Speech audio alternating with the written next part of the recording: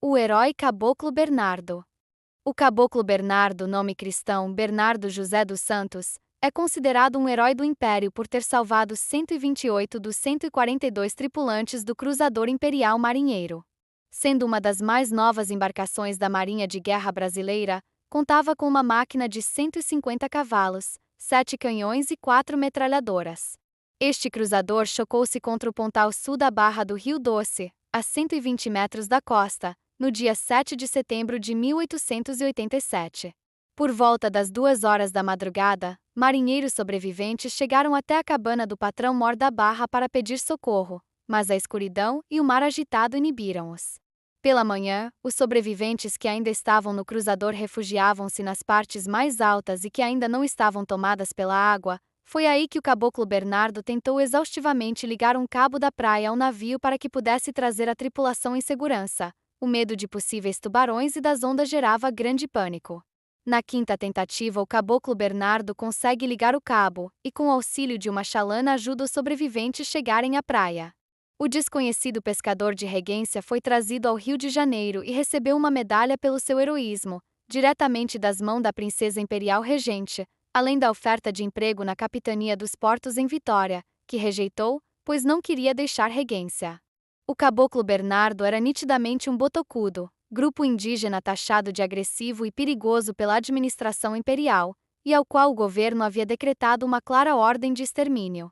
A condecoração de tal figura não era condizente com os interesses políticos da época, mas o feito extraordinário do Caboclo Bernardo impedia o governo de se esquivar.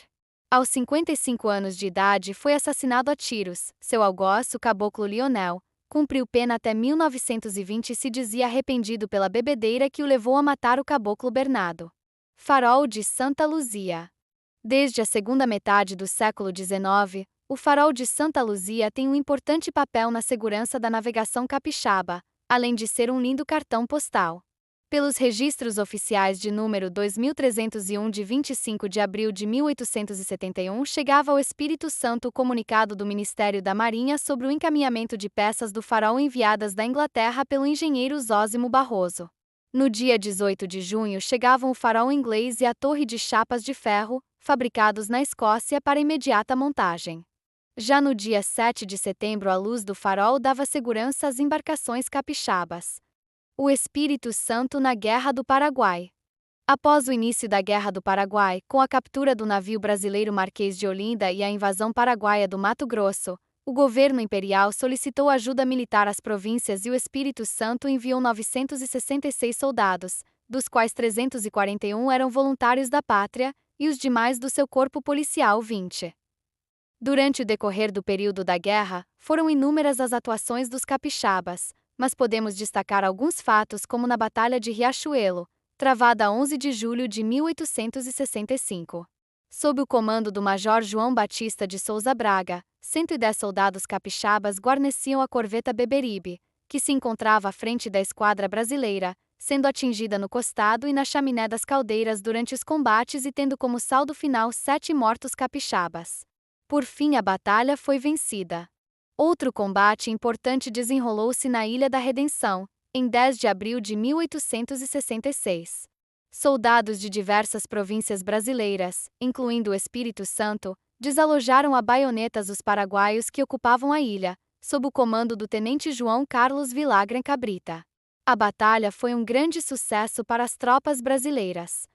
No entanto, entre todos os feitos militares, um dos maiores troféus da guerra veio ao Brasil pelas mãos de um capixaba, conhecido como Chico Diabo, lanceiro do general Câmara, responsável pela morte de Solano Lopes, no combate de Cerro Corá, em 1º de março de 1870.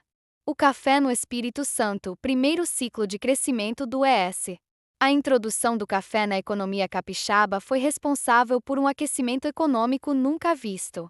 A balança comercial capixaba ficou favorável e o governo passou a ter dinheiro para investir em infraestrutura, trazendo progresso para mais perto desta terra, até então desacreditada por muitos. Provavelmente, o café chegou ao Espírito Santo vindo pelo sul do Vale do Paraíba, aproveitando a baixa ocupação territorial nesta região. A região sul do Espírito Santo foi a mais beneficiada inicialmente pela produção de café e esteve ligada durante muito tempo à economia fluminense.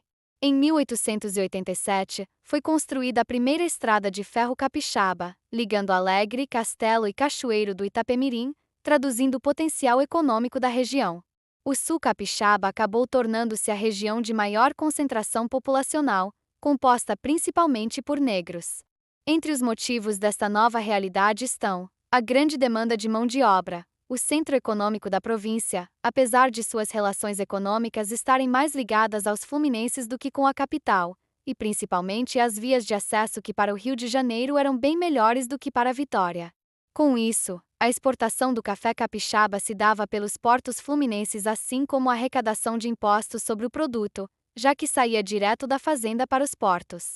A produção cafeicultora capixaba assumiu características peculiares. A principal foi a pequena propriedade, que se manifestou em larga escala no momento em que o latifúndio monocultor ainda era o perfil da economia brasileira.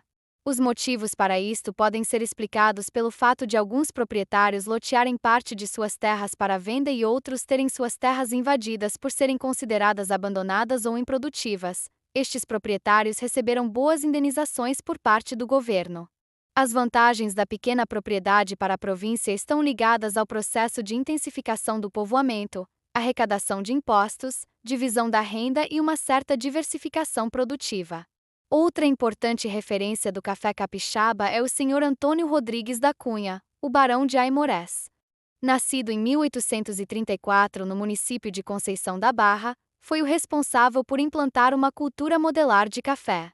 O chamado café capitania, produzido à sombra, gerava grãos que produziam um café mais suave e um valor mais interessante para os produtores nos mercados internacionais. Seu pioneirismo e audácia marcaram a região norte do Espírito Santo, principalmente quando represou o Rio São Mateus, utilizando sofisticados recursos trazidos da Escócia. Seu objetivo era favorecer a produção de café e foi a primeira vez que um empreendimento deste porte fora visto no norte. Com o passar do tempo, os lucros com o café promoveram um aumento de capital, um aumento populacional, melhorias nas condições de vida, como a construção de pontes, iluminação pública, construção de prédios públicos, abertura de estradas e ferrovias, que gradativamente foram substituindo o trabalho dos tropeiros e canoeiros, incumbidos de transportar o café das zonas de produção até as zonas de exportação.